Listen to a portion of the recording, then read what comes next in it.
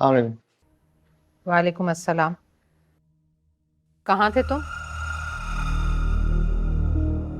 सना को हॉस्पिटल लेके गया था, उसे इंजेक्शन लगवाना था। ये तुमने आते ही सना और इफ्रा की जिम्मेदारियां क्यों संभालनी है? तुम्हारे बगैर भी तो उनके काम हो रहे थे ना।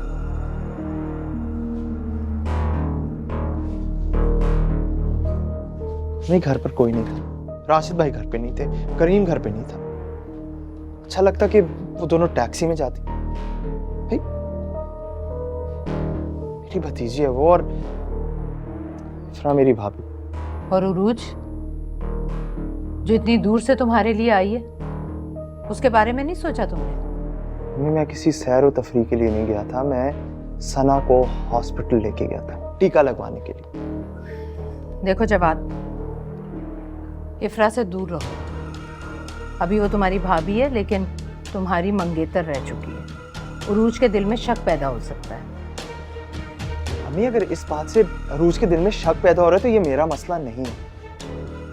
कहा तो है मैंने आपको कि मैं सैर व तफरीह के लिए नहीं गया था। बहरहाल आइंदा तुम ऐसा नहीं करोगे। जी।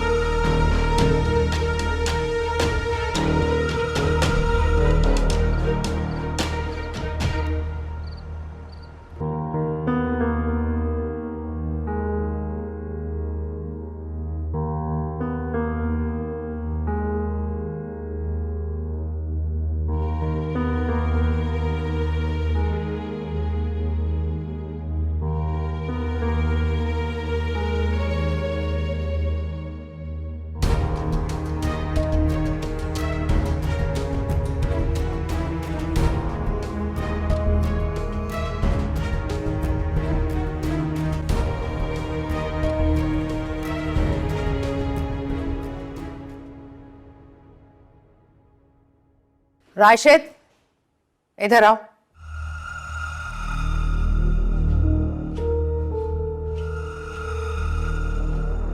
क्या हुआ?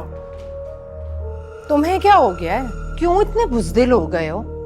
माना तुमसे गलती हो गई है, अब क्या सारी जिंदगी डर डर कर गुजारोगे?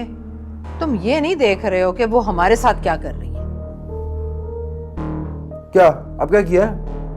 पहले वो जवाद को जबरदस्ती अपने बाप के घर ले गई, वहां से अस्पताल में फिरती रही, और यहाँ उरूज बेचारी उसका इंतजार कर रही थी। फिर आई सना की बीमारी के बहाने, फिर उसको अपने साथ ले गई, वो भी उरूज के सामने।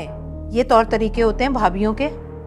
जवाद बेचारा तो लिहाज और हमदर्दी में कुछ बोल ही नहीं पा रहा था, लेकिन मुझे सब समझ आ रही है इस सिफरा की। तुम समझ क्यों नहीं पा रहे हो भाई? अब भाभी है ना उसकी, लेकिन कभी तो जवाद की मंगेतर रह चुकी है ना।